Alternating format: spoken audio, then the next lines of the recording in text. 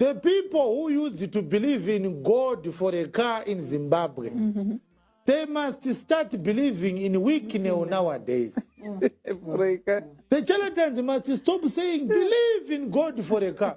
They must change their testimony. They must say, believe in Wikineo for a car. Because apparently, muri kungozvinzwira ndeapostle talent Chiwenga vauya vachiblasta kupiwa kwakaitwa the Charambas motikari naWikineo Chivhayo uye Leonard Zhakata zvakare achingunopiwa motokari navamanyeruke, if I'm not mistaken. Anyway, regai tienderere mberi tinzwe mukomana achitaura nhau yake. Wikineo has given people cars quicker and faster than the God of the charlatans. Zvokuti kana maKristu makachenjera, mirai kunamata Mwari, munamate Chivhayo. Chivhayo akangofarisa so, unotoswera wakudhiraivha akwa yako.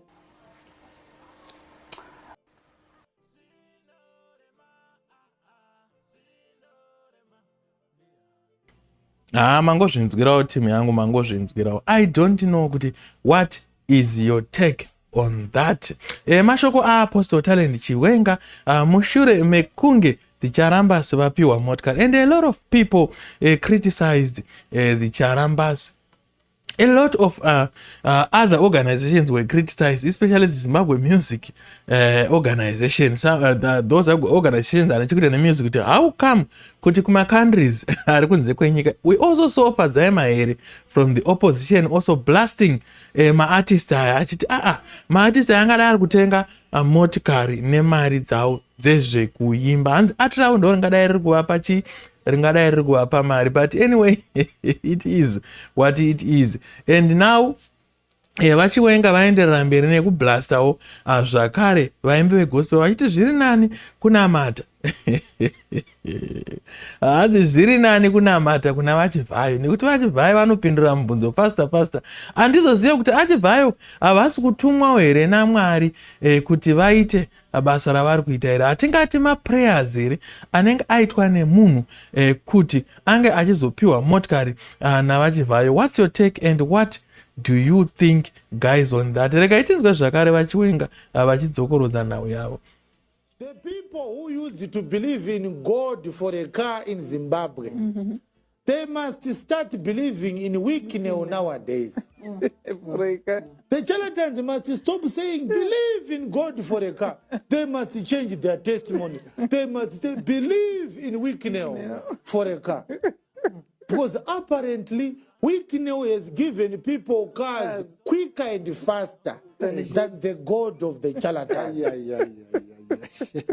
Zvokuti kana maKristu makachenjera, mirai kunamata Mwari, munamate Chivhayo. Anyway, muri kungozvinzwa advice kuna kubva kuna Chiwenga kuti kana makachenjera mirai kunamata Mwari. But I think Apostle Talent Chiwenga is making a mistake, because remember, when God wants to give you something, I'm not a Christian zvangu, yes, ndakambobhabhatidzwa ndikadii, but I'm no longer into the Christianity zvekudaro. Ndango somewhere I'm trying to find my space among religions. But what I know ndezvekuti ukanamata Mwari anotumira maagents ake, anotumira vanhu vake kuti vasvitse whatever that you have been praying for. So if Zhakata was praying for a car, if the Charambas were praying for a change in their life, were praying for a car, I think Chivhayo was the messenger. Chivhayo was the angel who was sent by God. So I don't know kuti Talent Chiwenga apa ari kuda kungoblasta here, oro ambenga ambozvifunga here izvozvo kuti God himself is not going to walk through the door achitaura kuti I'm delivering you latest 2024 Fortuner GT6. Vachiwenga makamboema pafunga here papo, saka maprayers acho. So according to Talent Chiwenga, it means God must deliver whatever that you prayed for on your desktop in person. Amen. If I'm making a mistake there, guys, am I making a mistake there? So that is according to Apostle Talent Chiwenga, God must deliver as the courier guy. He must courier. He must courier whatever that you prayed for to your doorstep. Also,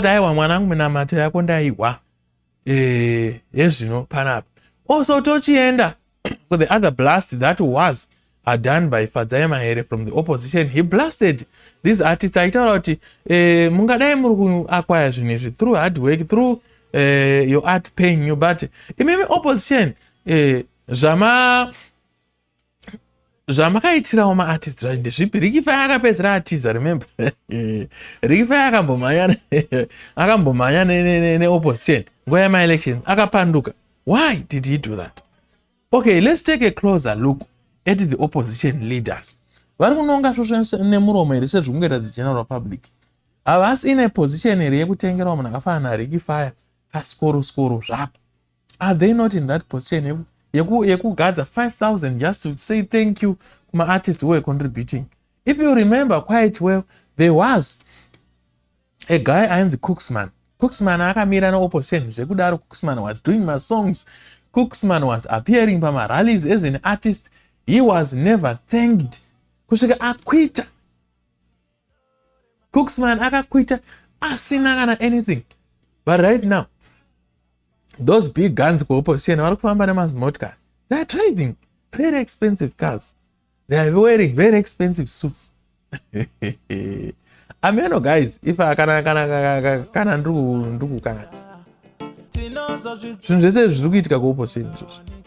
and what did they do? Only what they can do right now is to criticize. And remember, Chivaya, when he does this, he was saying he's giving it because he was blessed or he's being blessed. So I think Zimbabweans pakupacho tiri kuzodhipisa, tiri kuzonyanya zvimwe zvinhu zvacho, because okay, what is the opposition doing? Is it in a position to be criticizing what is happening? I don't think so.